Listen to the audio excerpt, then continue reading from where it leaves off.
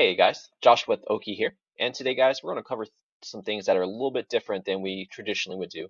We're going to briefly touch on the market, and we're kind of going to talk about the regulation meeting that they had yesterday in the United States in Washington.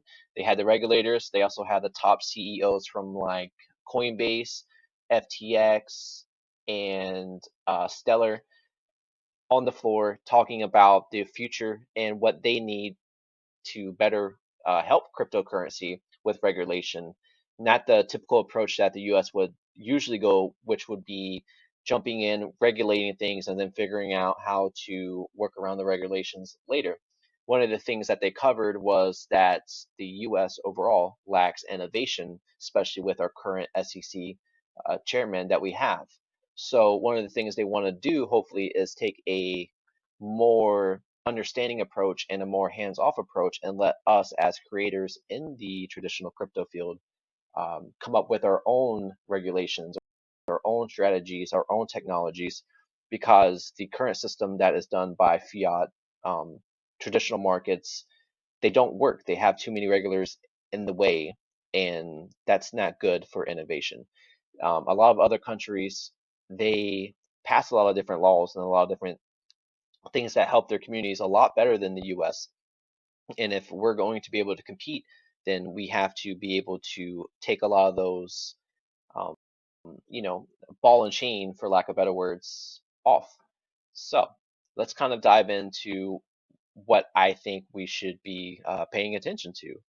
So the Bitcoin is down 17%, blah, blah, blah, right? If you're in Bitcoin, you're still losing money, either way you look at it. Um, it's losing its dominance. Ethereum's still going to make a better run. And during the most recent crash, have you guys ever seen Ethereum right now get below 4,000? So I think we are just seeing still a lot of the panic from the new variant out there. We have multiple different reports from both different sides. One side saying it's mild symptoms, another side is saying lock the thing down, nobody do anything, stop your lives. So the fear mongering keeps going on in the market, and the whales take advantage of this. But one thing is very important. So, like I said, yesterday they had a meeting with the regulators and the top executives.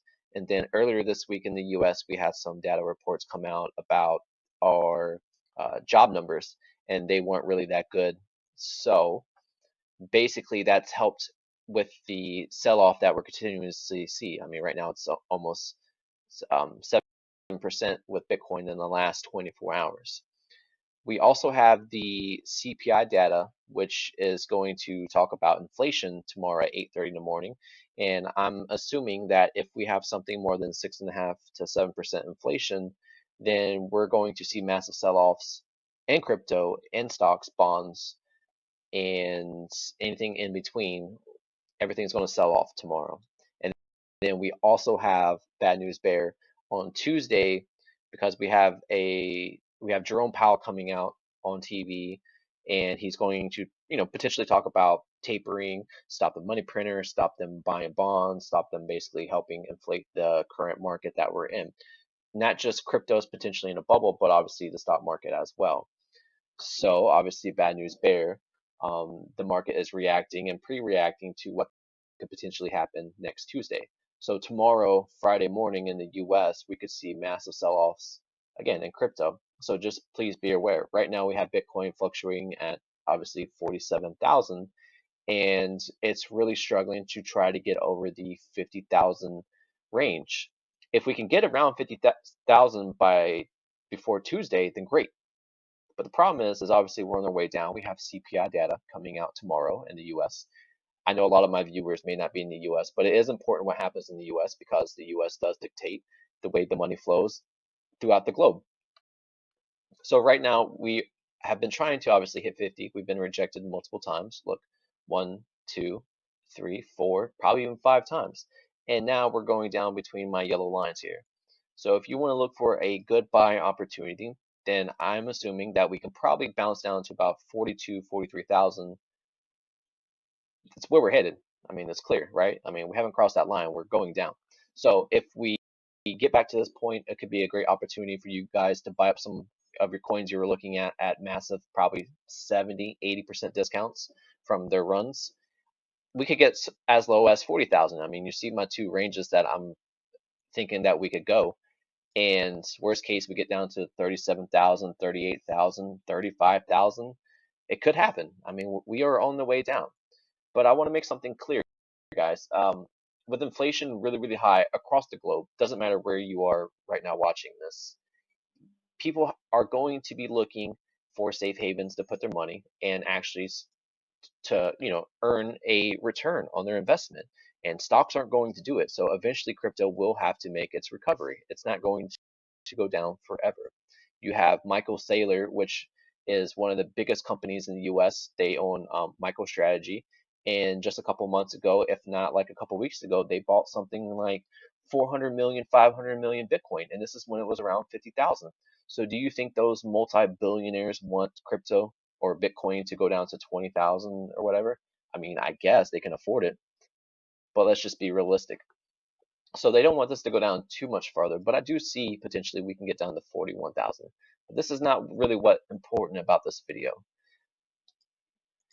What's important in this video is that this is called a M2 money supply chart. And if you guys don't know what this is, it basically shows the history of the money supply in USD that was ever produced.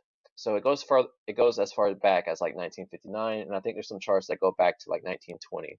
But if you look right now for the 2020 and 2021, it's getting absolutely ridiculous.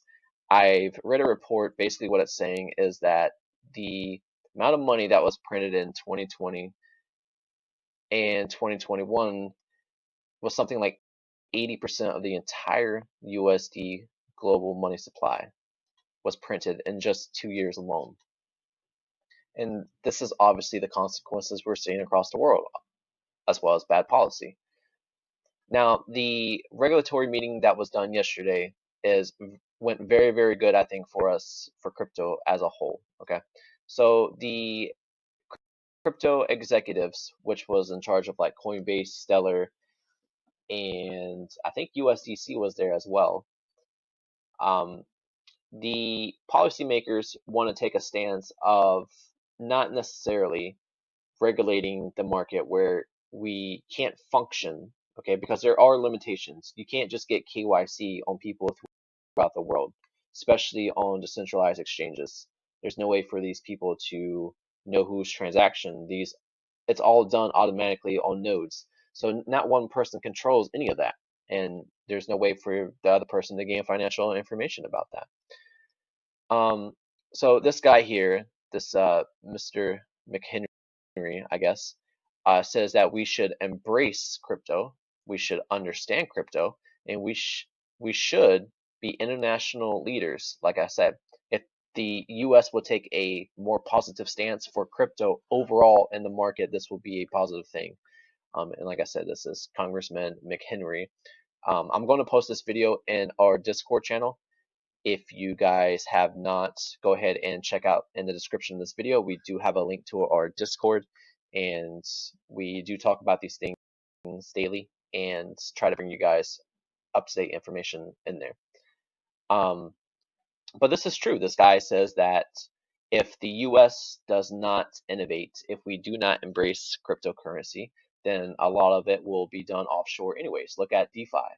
So we don't need the US. We don't need centralized exchanges. We don't need centralization. It's all being done regardless with or without them. It's just a question of, do they want to play ball with us or not? And what's also interesting that's happening that's never really happened before with this, and I recommend you guys watch this entire thing, it's like 5 hours, but this has never happened in crypto. So now we're actually having the regulators, instead of trying to knock us down, they want to actually listen to us. They want to understand this financial opportunity that we are trying to give to the world, because at the end of the day, the regulator's job is to, in the US, is to make our lives better. And they're not going to do that by regulating and making our lives difficult. We know that. We don't need knee-jerk reactions by lawmakers to regulate out of fear of the unknown. rather than seeking to understand. And that fear of the unknown and the move to regulate before understanding will only stifle American ingenuity and put us at a competitive disadvantage. Throughout history, we've seen examples, countless harmful examples of overregulation around the world by governments. In the late 1800s, England reacted to the rise of cars with laws that required 3 people to operate vehicles at all times. 1 to drive, a 2nd to fuel up the vehicle, and a 3rd to stand in front of the car and wave a red flag. Now, Congress should not be dumb enough to raise a red flag around this technology revolution. We should embrace it, we should understand it, and we should be the international leaders in this space. Now, this guy here made a really good statement, and again, check out our Discord. We'll have these in there. I was going to record it, but the problem is when I record videos, the sound doesn't go through, so it's just not working out for me. But this guy here is basically saying that the U.S. is, or the way he viewed it is, traditionally they viewed crypto as a threat to the U.S. dollar. But here's what's interesting. When you think about USDC, you think about USDT, you think about what, DAI or DAI, whatever it's called, and then you also have like a European dollar as well.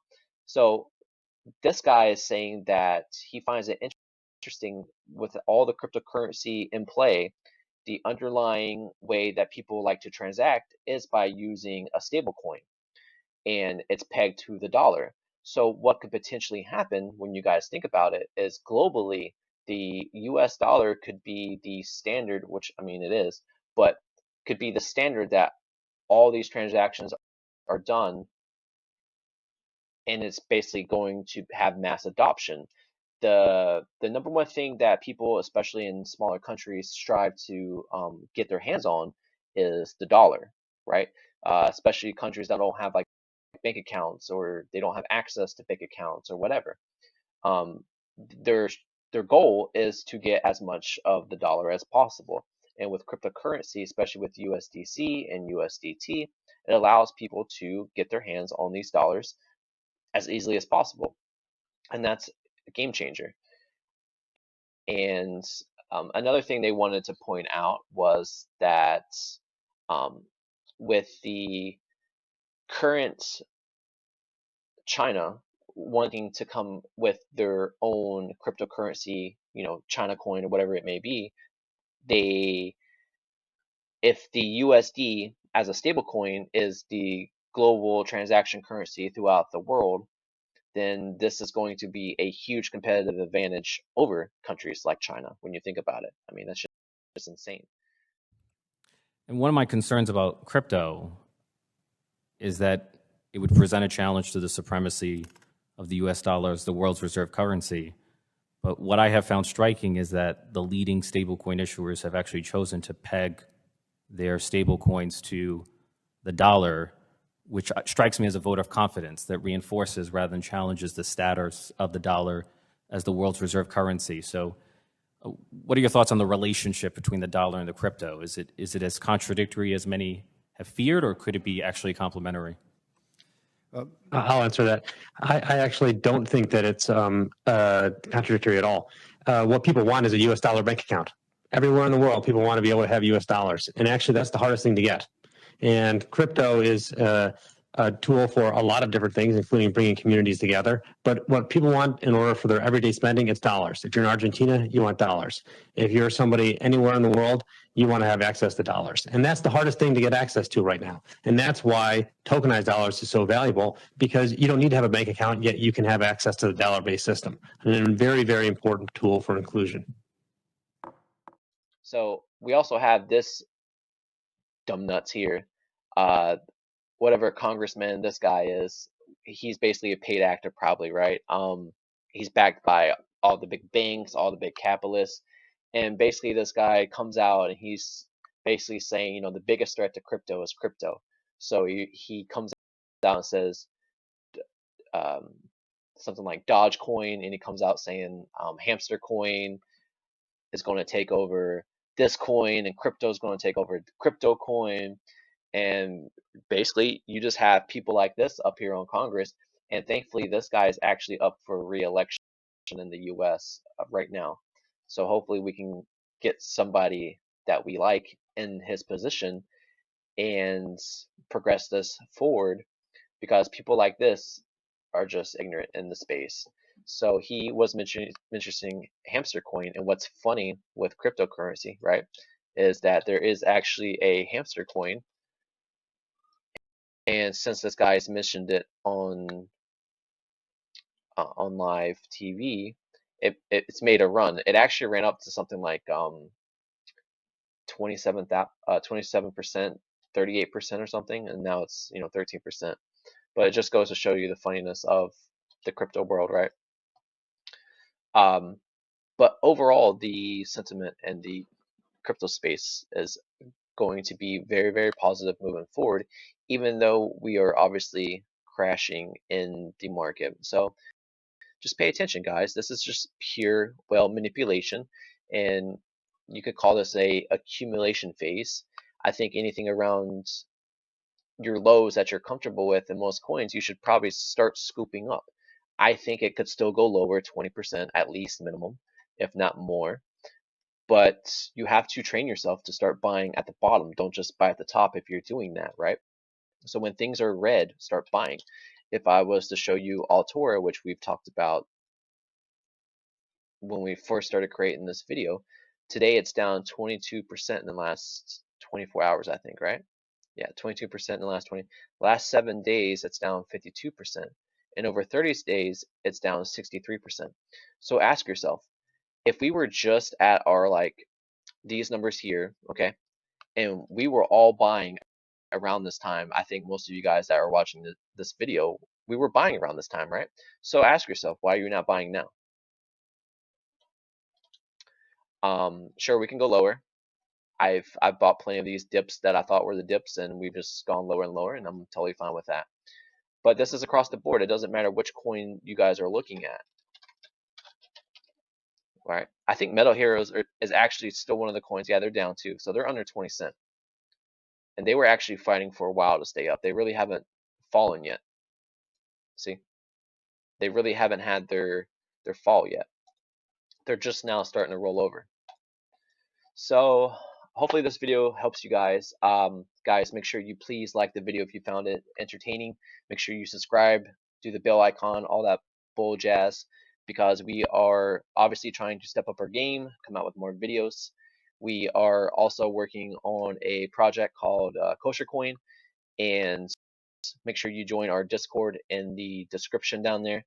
That's where you will be notified when this project is going to be launched. There's going to be a whole ecosystem. And basically, as you guys know, if you're early to these things, then you have a chance to make life-changing gains. Let's just be honest. Also, make sure you follow me on Twitter, because I drop a lot of good information before it becomes live on these videos, before most everybody else sees it. So make sure you follow me on Twitter. That's huge as well.